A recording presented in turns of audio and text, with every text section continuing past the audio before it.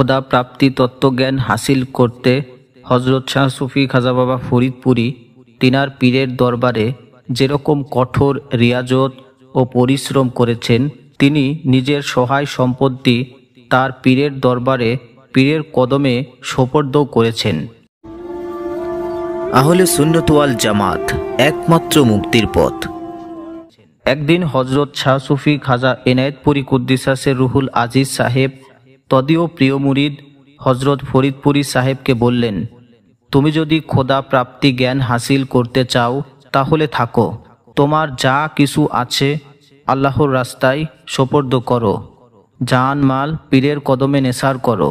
তুমি একাদিক্রমে 8 দিন ধরে উপবাস করো, কারো কাছে কিছু চাইতে পারবে না, মানুষ তোমাকে দেখে মুস্কি হাসবে, তুমি কিছু বলতে পারবে না। খাজা বাবা ফরিদপুরি সাহেব বলেন, সেদিন থেকে কেউ আমার সাথে অনুচিত ব্যবহার করলেও মনে কিছু করতাম না। অনেকে দরবার শরীফে খাবার নিয়ে আসতেন, আমি তাও খাবার বাসনা করতাম না। আপন মুর্শেদ কেবলাজান হুজুর বলেছেন, সহায় সম্পত্তি পরিত্যাগ করো, আল্লাহর পথে ত্যাগী হও, ত্যাগী ছাড়া কেউ কোনোদিন আল্লাহকে পায় না।